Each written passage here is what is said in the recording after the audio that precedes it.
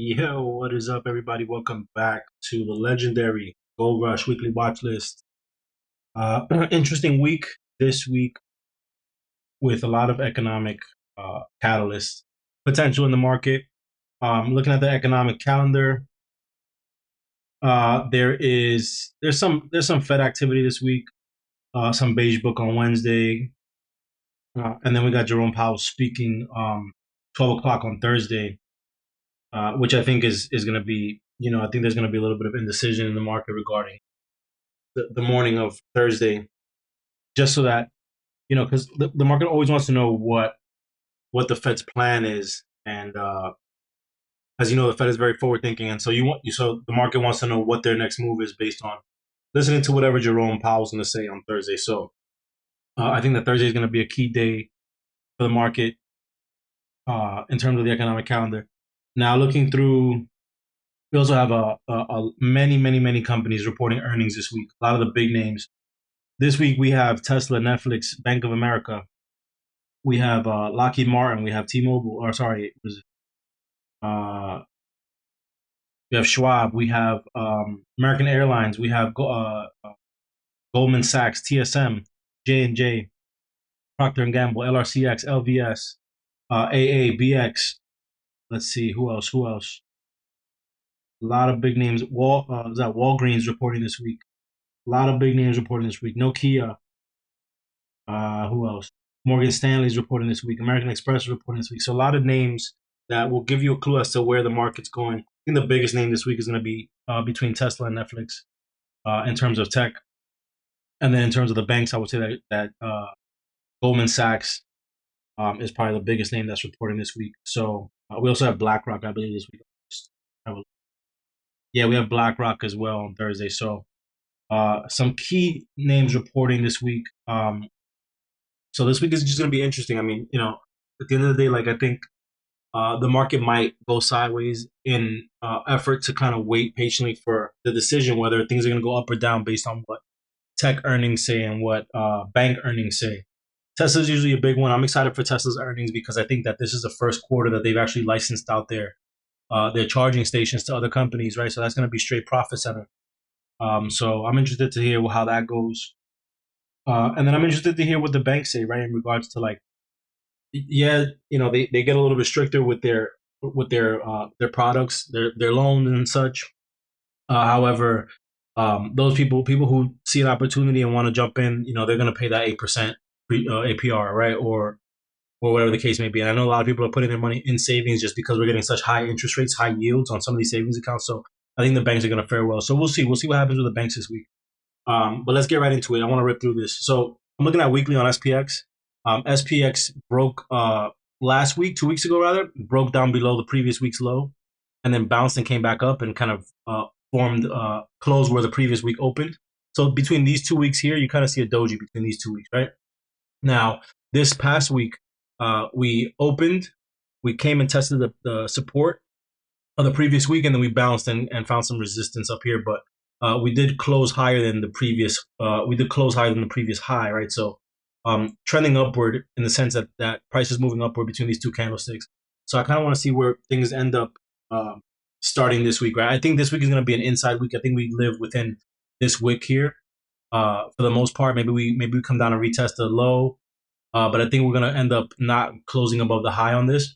I think we're going to inside bar this week based on all of what's going on with earnings, and especially with what's going on with over there in the Middle East. I think the market still hasn't digested it properly. So I think that this week we're going to get an inside bar. But we'll see. We'll see what happens. Let me go into the daily for the rest of these. QQQ, pretty much same thing. I mean, QQQ had a nice move to the upside, found the new high, and then ripped back. And Friday was just a monster down day for everything, pretty much, right?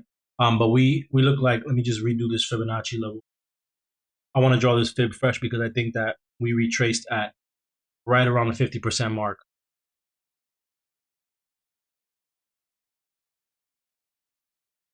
Like 2618761. So we bounced. We found support right at the 50% Fibonacci level from this move from the bottom here up, pulled back, So this is a good spot if QQQ decides it wants to kind of find support. And again, a lot of this is going to be hinged on earnings this week, right? Tesla's earnings this week, Netflix earnings, TSM earnings. I don't think like Nokia and Ericsson. I don't think those names really matter for this. But they might, right? They might announce something that is in collaboration or partnership with some of these larger companies that might give a nice move to QQQ to the upside or downside, right? So uh, QQQ, nice spot. On a technical tip, like this is pulling back to a nice, good spot where 50% of the move hasn't been retraced yet.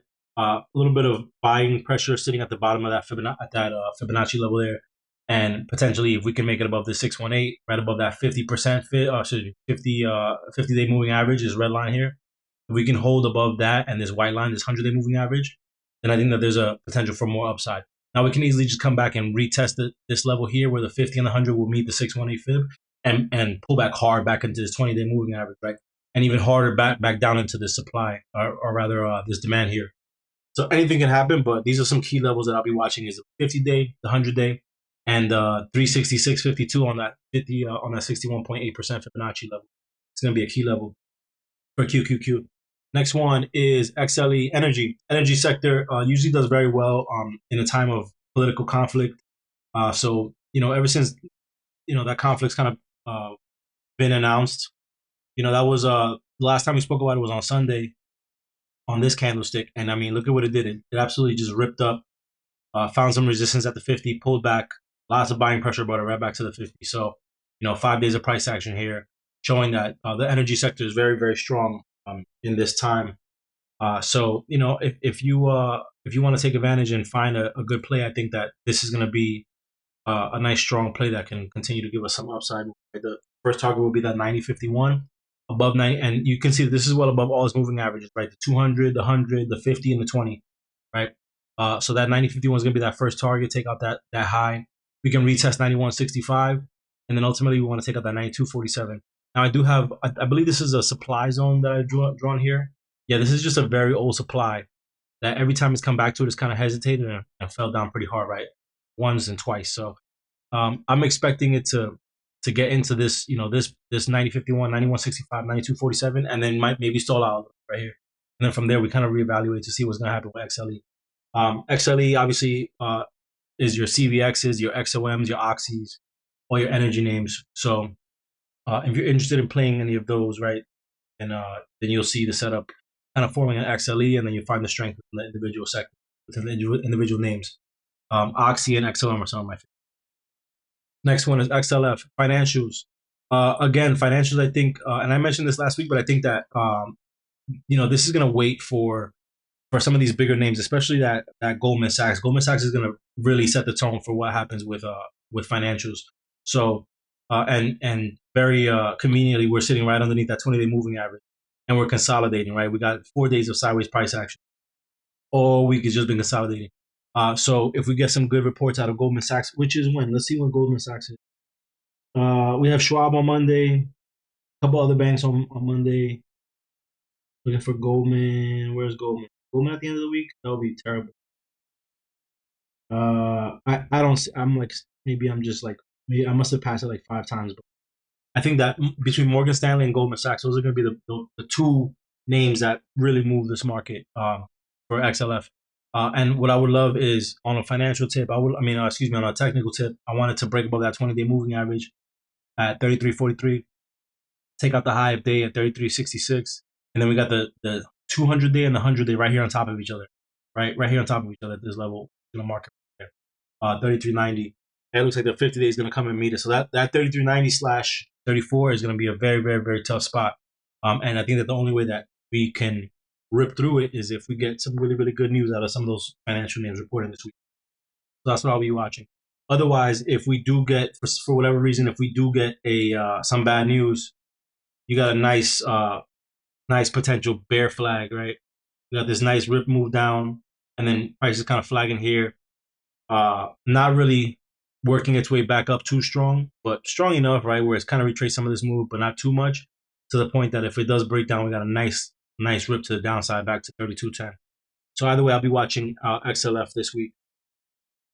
CCJ, and now I'm just going to go through these some of these names are just I'm just revisiting my last watch list. So I'm gonna rip through some of these. Some of these might have a setup, some of them might not. Now I do like CCJ on the daily. I don't love it so much on the weekly. The one thing about the weekly that I do like is that we formed an inside bar. We didn't break down the previous week's low, right? Lots of buying pressure down here. We did come back and kind of retest some of these previous lows, and buyers stepped in on that weekly, right? So let's go back to the daily. Now the daily, it does look like a an H, which is usually a nice break to the downside, but I do like how on a red day it formed the doji, and it looks like even an inside bar. Let me look at this. This is a low 35.77 and 35.79. So just barely broke the bottom of previous day's range, but a lot of buyers stepped in and brought it back up. So I want to see this potentially retest that 50-day moving average right here at 37.09. And then above 37.09, I think we can try to take out that 50% move right there, that 50% Fibonacci, which is just halfway of this candlestick right here. But I think that's a point of control, right? This is a point of control here. So above that 50-day moving average, which is that red line, we got this point of control for all this volume here for 4 or 5 days of candlestick of price action. And then above that, we got 38.15, which was the original entry for calls, right? And then the same setup is intact, right? We got the 38.77, 39.78, we got the 20-day moving average. Now, if we do break down, this is CCJ, I believe, is what are they into? Steel? Are they steel or are they uranium? Let me take a quick look. I should know this by heart. How many times I traded them? World's public uranium. There you go. Largest publicly traded uranium company. Uranium usually does very well in the time in the wartime, and so I think that there's a little bit of indecision here based on just the obvious fact that they should be doing really well because weapons are getting moved around. People are, there's artillery, et cetera, all the shit that I really, really rather not talk about. But it is what it is. And so I think that if buyers are going to take control, it's time to do it this week, right? It's time to set the stage and rip through the high of this candlestick here. Take out that point of control, 37.55, and then 38.15. That's what I'll be watching for this week. I'm not looking for much else beyond that. Now, if we do rip to the downside, we do have a beautiful downside setup. Let me just move this over here. Take out the previous day's low, right? We already tested it. We tested it and buyer stepped in. I think this is a strong area based on the fact that this is the third time that we bounced there. And probably a bunch more in the past. If I look over to the left, yeah, this is just an area of consolidation. Look over to the left, right? We got 5 days of candlsticks form on that line right there, all the way to the left, and then we got even a retest on this day, right? So, and so if it does break down below this area, we got 35.15. Underneath that, we got 34.50 or so, right? I think the 100-day would be magnetic at that point. So that's what I'll be watching for CCJ. I'm actually going to set my alert right here for CCJ. See if we can catch a nice downside move. And I'm going to set my upside alert right around there. There you go. I think we have a nice move either way with CCJ. So let's see what happens with this week. DKS. I'm looking for calls for DKS. I had a setup. So we got a nice move on Wednesday, pulled back hard on Thursday, and kind of consolidated inside bar on Friday. So I am in I believe they're 108 calls or they are the 108 calls or 110 calls. I'm buying right at the money. And I'm just looking for this to break above let me remove some of these lines. The setup I'm looking for at this point, and I'm probably going to double down once I get it breaking through that level there, is, I'm just looking for this within a few days, right? And I was looking for it above that 20-day moving average because the last time we were at the 20-day moving average, we failed. And when I called it out, we broke out through it. So that's what I'm looking for. And then eventually I want this gap, right? At some point I want this gap. This gap is going to stay on my mind for a long time. Gap filling from 118.94 all the way to 142 or so. So nice gap to play right there. And I'll be watching that. Now, if it does fail a 20-day moving average, then I'm gonna kill the play personally. And maybe let the 50-day catch up to it and see what it does with the 50-day. Next one is Google. Google, I'm not in love with it right now. It looks like it's better to the downside. Actually, it looks like it wants to test that 20-day moving average. Let's remove some of these drawings. That big red zone is a supply zone, by the way. Right there. That's what I'm looking for to the downside. We break down, we test that 20-day moving average right here. If we break down below that, we got this candlestick. The 50 will probably catch up to it by that point, which will probably act as support. Now, if we do not break down and if we work our way, I think the market is currently at inside bar. ES is currently inside bar, right? So if we do form that inside bar, we break above that 50% of Friday's price action, we can work our way to try to test the top of the day at $140. So the 50 point, that 138.31 will be your entry. 140 will be the target. Above 140. Now, if we do break above 140, then we got this 141 and change, 141.22. Then we got 142.09 as a final target. I think for a 2-week play, I think that 142.09 may potentially be in play. The only thing is, Google has earnings, I believe, next week, and so you don't want to. We can't really hinge too much on some of these on what's going on with Google just because you don't know how they're going to report. Right? This is their first. I think this is their first quarter. There's something with Bard where they just released it right into this quarter. So this is their first quarter with some reports coming out of Bard. I think it's like integrating Bard into like Gmail or something like that. Something like that. So there might be something there. However, if it's something that's an expected strength and it doesn't perform the way that investors expect it to, right? Like if we're expecting $1 billion and they only give you 999 million, then it's a tank, right? It's a dub, right? If we expect $1 billion, we want $1.5 billion, right? So that's the only thing with that. But I do like it to the downside to come back to this 50-day moving average. I also like it to the upside if it can break above that 50% mark at 138.31.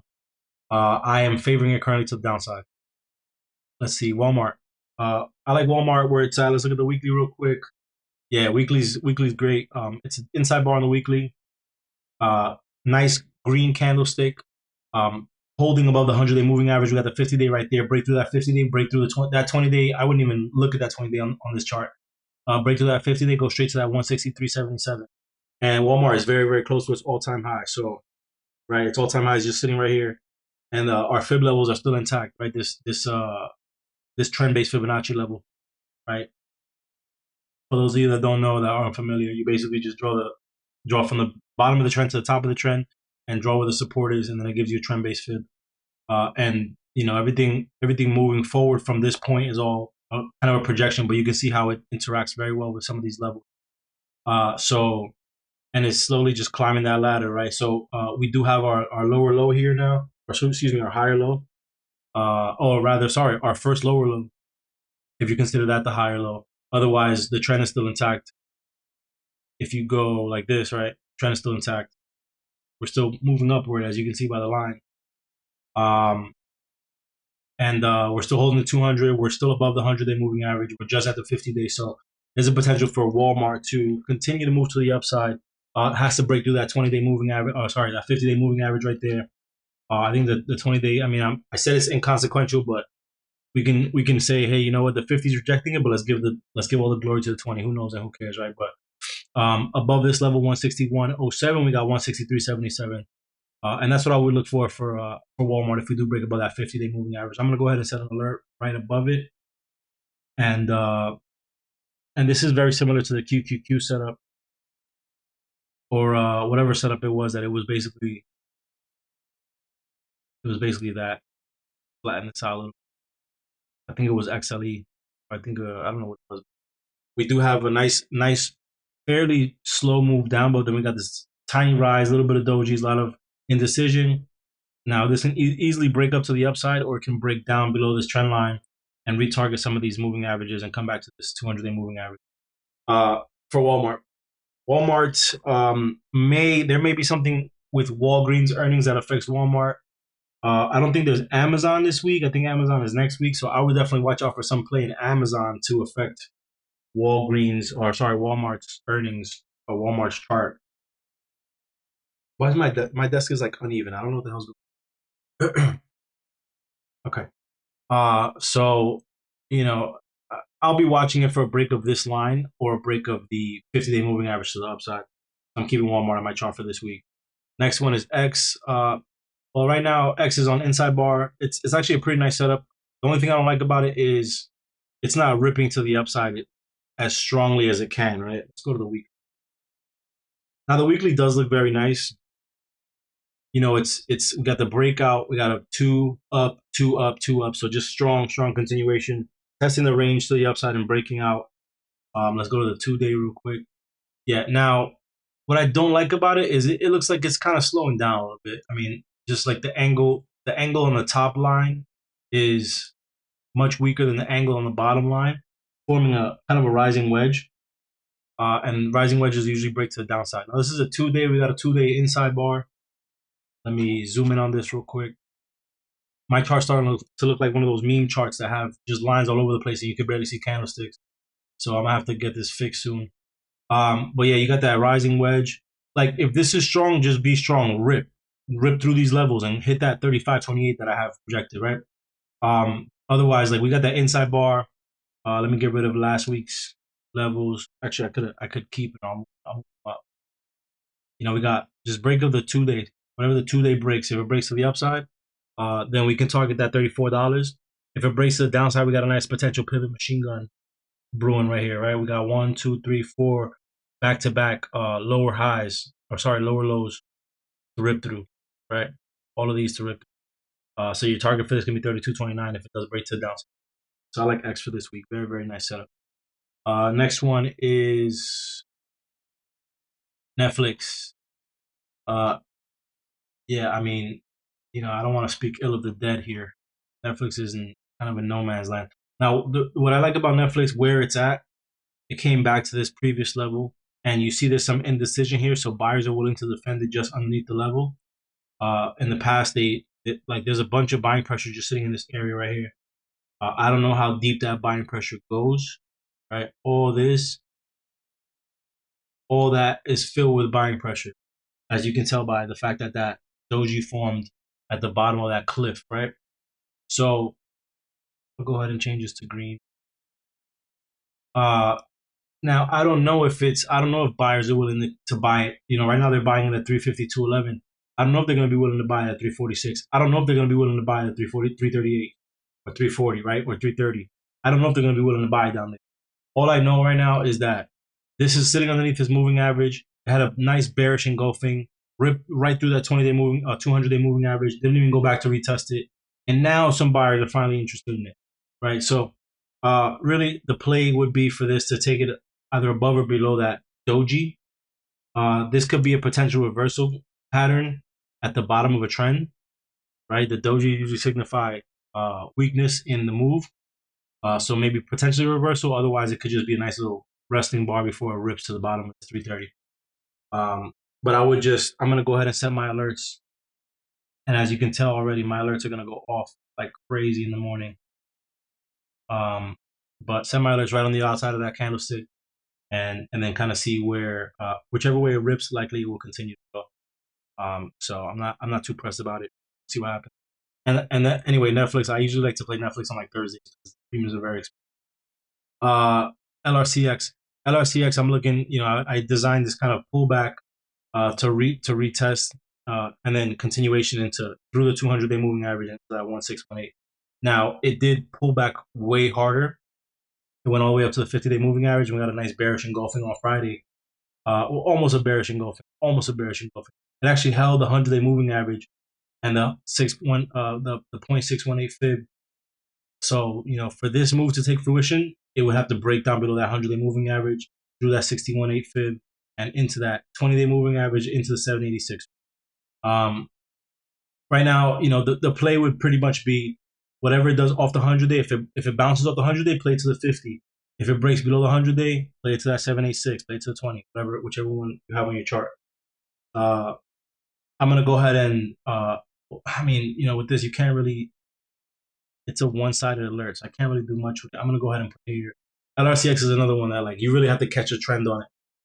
The scary part about LRCX is that they have earnings this week, so, and I think that they're going to do well with their earnings. Just looking back at pretty much all of their earnings up until April of 2022, where the whole market was suffering. Everything beyond that has been green, right? They've beat everywhere. So in this environment, I think that they're going to continue to beat. But we'll see. We'll see what happens. If we get something, I think their earnings is on Wednesday, so we might have a nice Monday and Tuesday play.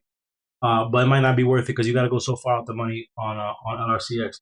I do like that there's a little bit of a gap to fill here, very small gap to fill right there. Uh, you know, but until this starts to take out some of these levels here, fill that gap and then take this high out, to me is still in a downtrend, right? Because it's forming lower highs and lower lows. This is just so far a lower high, right? There's nothing else to be said about it. Um, so we'll see what happens with LRCX this week. Caterpillar can't take above the 20-day moving average, and then now it did give us our entry to the upside, but there wasn't too much. I'm going to hit both the targets. Right, hit the first target at 269.30, and then hit the second target at 273.58. Rejected that 20-day moving average 4 days in a row. So the next place, since it can't go up, the next place is going to go is down. I think it's going to go straight to that 100-day moving average. Let us clear some of these drawings.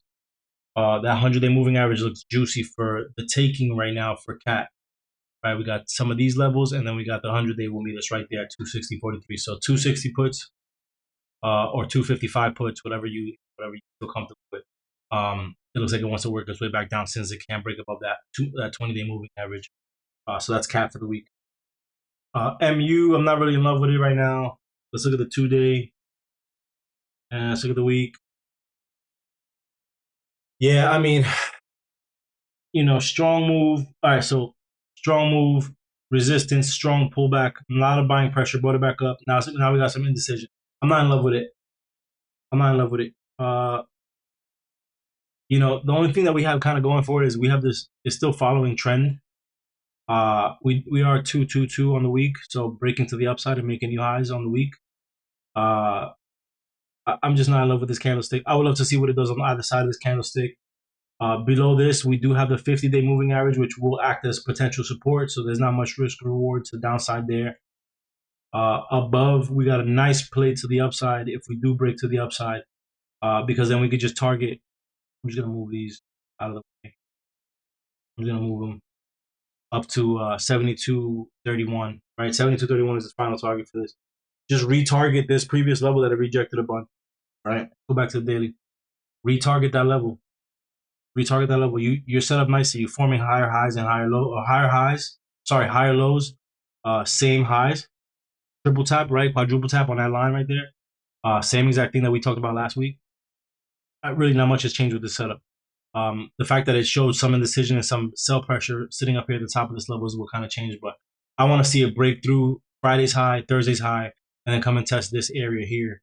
We're living this area here, form a couple candlesticks here before it tries to take out the high and come back and retest that 74.81 level. I like MU. MU might be like a 1 month long play. So we'll see. It just needs to show some buying pressure at this level. AMD. AMD rejected this $111.64 level 3 times now on a daily. Rejected the 100-day moving average. Had almost a triple inside, right? Very, very tight range on this, and then just rejected and fell hard underneath that 50-day. I want to see it take over the 50-day immediately tomorrow in the morning. The first candlestick, that first 5-minute candlestick, I want to see it trading above that 105.09. Right? I want to see that 105.75, which is very possible for AMD. Otherwise, underneath that is going to go straight to that 20-day moving average, which has held it up in the past. You also have that little bit of a demand zone sitting here at 100 and what is that 103.16. Little demand zone there. So if it does fall, I don't see it's going to fall far, unless tech is really suffering, right? Unless there's a lot of pain in tech. But based on what's going to happen with earnings, I'm not sure if that's possible for some of these names. We do have that trend line, so it can either bounce or it can break down. If it does break down, we got the 20-day. Underneath that, we got the 200-day. And if it goes back to the 200-day, it's time to buy some more. With AMD. Actually, let me draw this. We're still in that bearish channel for AMD. We've been in this channel for months, and so nothing has changed. Just got a little bit wider. Still in the channel. So it's a higher likelihood that this thing will break down and go back to the 200-day versus holding this steep ass trend line and working its way back up. I don't see it happening. I'm gonna leave it there, but I just don't see it happening. Next one is Nvidia. Nvidia looks like it's forming a head and shoulders right now on the daily, right? You got your shoulder, head, shoulder, hard rejection, strong move. It was at 8-7 back-to-back green days. Strong rejection. Finally, they're taking some profits. Maybe the 50-day will act as support. So that's what I'll be watching. I'll be watching that 50-day. Let me get rid of some of these levels. I'm sure they're still going to come into play, but just making my chart look. See. So that's what I want. I wanted to retest that 50-day, retest his previous resistance, see if it acts as support, and from there maybe work his way back up to that 618, 480, 90. With LRCX, I think NVIDIA will move. With TSM, I think NVIDIA will move. So I would just be aware of that if you're playing NVIDIA this week. Apple. Apple is in a strong downtrend, forming lower highs and lower lows. Same thing as AMD. We got that bearish channel. Look at exactly where it rejected, right? Very, very interesting how that works out. This one there. So we got the gap down. We filled the gap. Strong move to the downside again. We kind of had a little bit of support here. We broke down and we found the new low to confirm the bearish downtrend. Now we ripped through and we broke through this little pivot here, but we still haven't formed a higher high. We need to break through this high, a higher high. We have not done that yet. We rejected the 100-day moving average, came back to the 50-day, a little bit of buying pressure there. So we'll see what happens. I think this is going to be a battle between the 50-day and the 100-day for Apple. And as you know, Apple leads the market. So if you're interested in the market, then you should be interested in Apple. And that's what I'll be watching for Apple. Let's see what else we got. I think there's a handful of names left. Yeah, it's about 7 or 8. Amazon. Take a sip of water.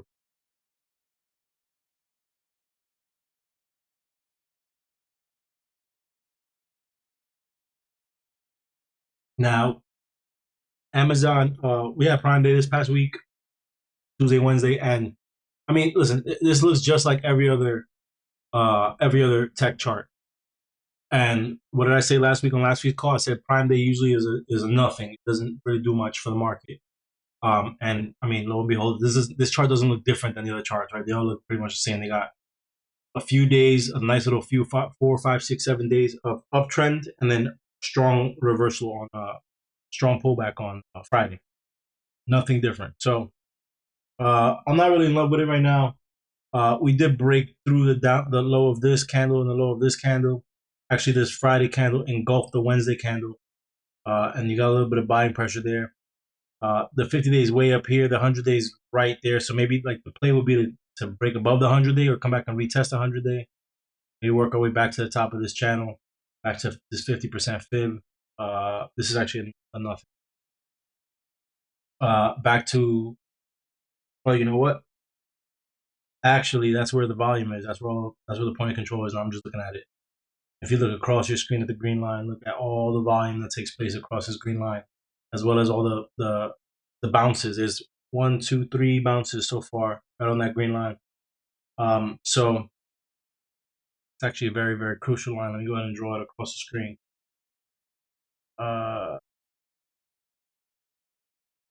Very, very crucial line. You see how much activity there is.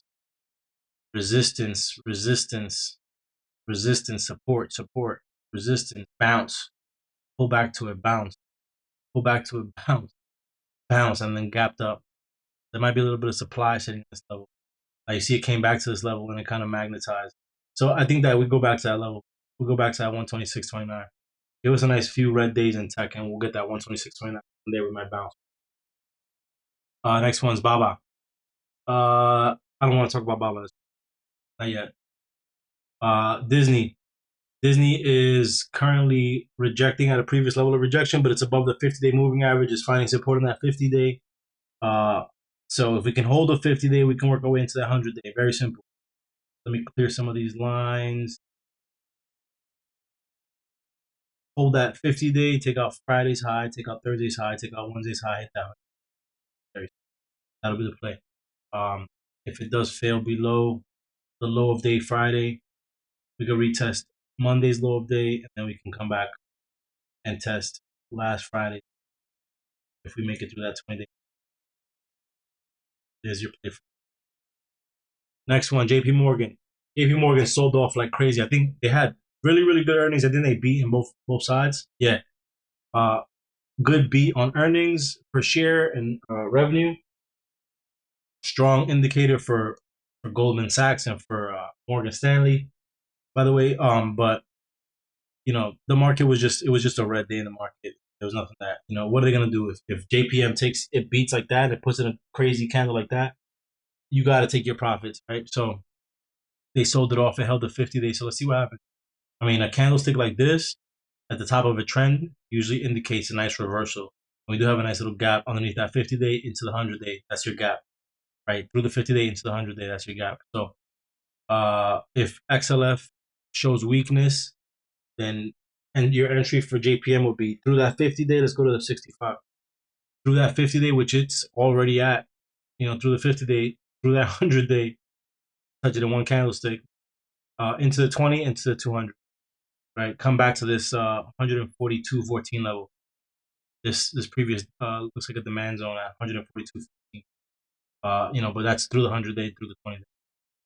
It's already through the 50. So we'll see what happens. We'll see how it opens up tomorrow. But that's a lot of sell pressure on that. Lots of sell pressure on JPM. Very, very nice chart. Tesla still in the wedge. Still in the wedge. Nothing's changed, right? At this point, it's catching a little bit of support on that 100-day moving average. Let's go to 65 minutes. A little bit of support on that 100-day moving average.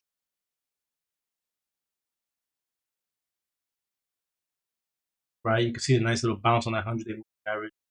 But is that a bear flag? Is it an H? Is it going to retest the 100-day moving average and form a potential double bottom? You got the 50-day sitting right there. The last time it was at the 50-day, buyers brought it way up, right? I was looking for a 20-day bounce, but I didn't get it. The market went red, so I was like, all right, I'm go back to work because I wasn't ready for a downside setup on Friday. But yeah, we're still in the wedge. We got the 100-day, we have the 50-day, and then we have the support line, the rising support level, all acting as potential support for this. So it'll be tough to break down, but if it does, 247.60 is in play, 242.62 is in play, especially at 242.60, especially this level, right? Because this is a strong support. I've seen it reach just on this chart 3 times, and if I pull back 4 times, 5 times, and then previous resistance as well. So very, very strong level. So if it does break down through this, it'll give you a strong move into 242.62. So I might call some 240. Otherwise, if we get the balance, we're gonna go back up to 260 in a day or two, right? For Tesla, over the week.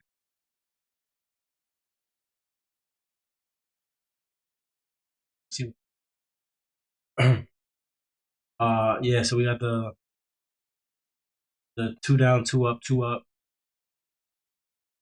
Still didn't take the range out here. Let's go. Good.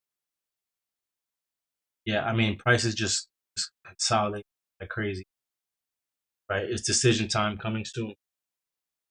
Just in time for earnings, actually, right? Just in time for earnings. So with their earnings coming out on Wednesday the 18th after hours, this might give us a nice little bounce. Or might just go sideways here along this line for a couple of days and then really rip down or rip up depending on what they say with earnings.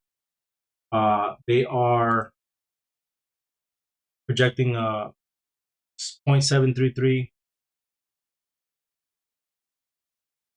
earnings per share with a revenue of $24.28 billion. Just look at the previous one, 2428.73. Yeah, so the estimated earnings decreased from the previous earnings, but the estimated revenue increased from the previous earnings. And I think that's just a function of them like doing volume, right? Just like whatever, for the prices, do more volume, get more numbers. I think that again that licensing play for them to rent their charges out to other companies is going to be big, and I hope that they talk about it during this call. Let's see, D Dog, uh, decent setup, decent setup. If we get the breakdown, the only thing is the 200 days right there, so like not much going on there, not too much risk reward. As you know, the 200-day typical tax has potential support, so I don't see much. I mean, we got the breakdown there, maybe support. So not much there this week. Twilio rejected previous level, and now is working its way to the bottom of the range. Right, we went bounced, tested the top of the range, found the top of the range. Now coming back to test the bottom. So I would say that 54.53 is back in play. Especially if tech gives us a red day. Underneath that 54.53, we got a nice long way down bottom of this candlestick here. So very nice play for us. Go ahead and set my alert here. Now, if it doesn't break down, I'm not going to take it to the upside. To take it to the upside. Right now, I'm favoring it more to the downside, personally. You always want to zoom out and put things into perspective. We do have this nice, strong consolidation. Price comes down, gaps a little bit up, retests the previous resistance, and falls pretty hard. 6 weeks back to back, or 5 weeks back to back. And then we had the inside week with a nice, strong tail on top, showing a lot of sell pressure. So I think this is going to break to the downside. Very, very easy. It's easy to see, right? Obviously, but is it going to actually go that way? Who knows? Nobody knows. But the setup is there for the downside. It's very, very nice. TSM, not much there. I don't want to see it above that 50-day before we do anything with it. CVS, I'm in love with it. Let's get the weekly. Yeah, I mean the weekly's okay. Walgreens is gonna be a catalyst for them, right? Walgreens earnings is gonna be a catalyst for them. Now we do have a nice Fibonacci retracement. This move here, strong move up, found some resistance, pull back, found some support at the 50% fib, continuation, make a new high. Retested low. Now let me just do that again. And then I think we have just like 3 more names and we'll be done. Here's your beginning of your move. There's your end of the move, and it pulls back. And it pulled back to this level here. And then from there, continue to move, right? That A, B, C, D move that we always talk about, that we've spoken about in the past, or A, B, C move. That 1, 2, 3 move. It's usually an impulse, pull back, find support a little bit higher, and then continue to move and break out to make a new high, right? So that's that. That's done. Now we have, there's your impulse move. Oops. There's your impulse move from here to here. And now we pull back, right? Here's a sell pressure on that wick. Go to the daily. There, right? Strong impulse move, pull back. And this is all wick up here now, right? This is all wick. But it pulled back, found some support, and then continued the move. Didn't break out yet, so we have to get above that 786 fib, that 7183, above that 7285, right? 7285 to continue the move to the upside. I think this ultimately will get to the 200-day sitting there at around 75 and change, 75.30 something, 75.27. So I'm looking for a continuation move there. I want to see, and this is still a green candlestick and a red day. So I want to see it break above the high of this candlestick and then work its way into this area here, right? And then finally target the 75.27. And then like the finality of that move would be 75.79, right? The finality of this move here. Let me get my path. Beginning of the move. Oops. The impulse up, the pullback, continuation, retest that 100% of that move, and then work its way back into there. It's Elliott waves. Elliott waves, which are kind of like a little bit of hocus pocus, but we are in the season of Halloween, so we believe in some hocus pocus. All right. What else? What else we got? XLU. XLU setting up a nice bull flag, nice little pullback, breakout. Was forming an inside bar, retested, made a new high. Nothing too crazy though. It's almost kind of like a resting bar. Green candlestick on a red day. I want to see this break through that 20-day moving average. I want to see it. And now this could also just be a massive bear flag that's forming still, right?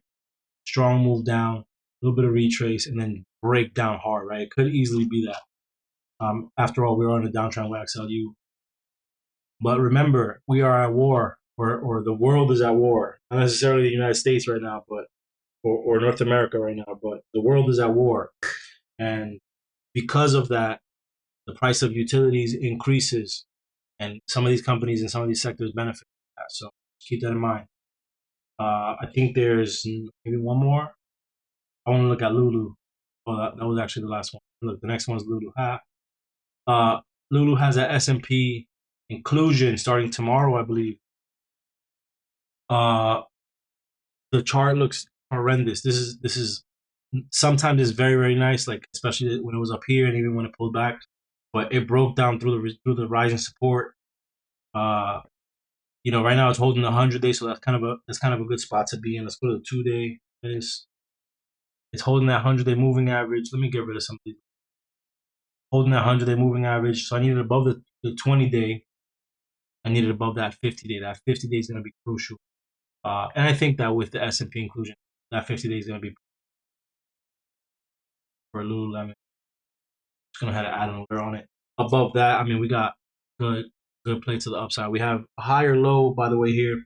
So trend is still intact. We got that low way down there. We have this low. We have this low. And then though this one broke down below this one, price is still generally above this low. So I would count it as still maintaining trend. Break above previous day high or 2 day high.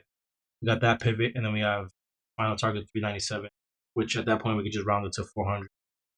For Lululemon for the next 2 weeks or so, if we get that 50 day. Now, if we don't get that 50 day, this has the same setup as some of these other names. Kind of like a slow move down, a little bit of retrace, find some resistance, break down, maybe test that 200 day move. I just don't see it going down with the S&P inclusion personally. Um, so yeah, let's look at ES real quick. Yeah, ES is forming an inside bar as it usually does on Sundays. Forming an inside bar, holding the 20 day moving average. Really needs to get. Let's go to the weekly. Really needs to get. And this is gonna be tough for ES to do this week. Maybe not, but it really needs to. It's not. It's not tough. What am I talking about? It really needs to break into that 50 percentile range, which it's already kind of trading above 50% of this previous week. It needs to hold there, absolutely. I fully, again, I think that we're going to just print a candlestick right in this zone right here for the week. That's going to be our week for ES, for SPX, for SPY, for maybe even for QQQ, right? We're going to just form an inside candlestick and kind of go sideways in anticipation for the bigger earnings occurring next week. Let me go through earnings calendar because I know that it was there for the month. Yeah, so let's see. Starting next week, not this week, but next week, we have CLF, we have Philips, we have Logitech, we have Coca-Cola, Verizon, General Electric, General Motors, Dow, Snap. We have Raytheon, we have Meta, we have IBM, Boeing. We have Intel, Ford, UPS. We have Chevron. Some bigger names. It feels like some of these were moved because usually Meta is next to Microsoft and Apple.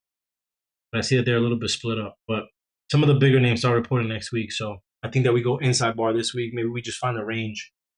Maybe we just do this until this earnings season is over, right? We just go like this. However that looks, whether it's 4 candlesticks, 5 candlesticks, 10 candlesticks. I think we do that until it's time to until the final earnings is done. When Apple says, all right, we're going up or down, right? Whatever it is that the market decides to do here with Apple. But that's it. That's it for me, guys. I think that there's not much this week. This week, similar to last week, I'm not gonna force it. We don't have to look for a trade every single day. I will keep watching SPX because I think SPX is the perfect ticker to trade on some of these days because you'll get a nice setup intraday, even though you get some mostly chop. It'll be 80% chop and 20% real nice setup, right? whereas the rest of the market just kind of does nothing for a while. So I'll be watching SPX obviously, and I think that maybe not just try not to force anything. Now, I think I'll put out weeklies just because it's a force of habit, but I'll examine some of these for a little bit lengthier moves, maybe like not this week but next week swing, and yeah, and I think that just like trade with a lot of patience, especially if you're going to trade this week, trade with a lot of patience because of all of these larger names that are reporting. We just don't want to get caught up in anything, and if you are trading this week, I would just keep your expect. This is like one of those September, October, and like even the beginning of November usually are like the months where you can get 30% out of a trade, and you might get more, but you may not get more, right? So 30%, take it, put it away. 30% take it, put it away. 25% take it, put it away, and keep compounding. Everybody that I've spoken to says pretty much the same thing. This is not the environment for swing trading. Um, some setups, there are a handful of setups that you can take for a couple of weeks, but they're very very few and very few and far in between at the moment, unfortunately. And so just be patient. Don't force anything. Take your profits when they're in front of you. I love you guys, and thank you for being here with me tonight. And I will see you in the morning. Have a good night.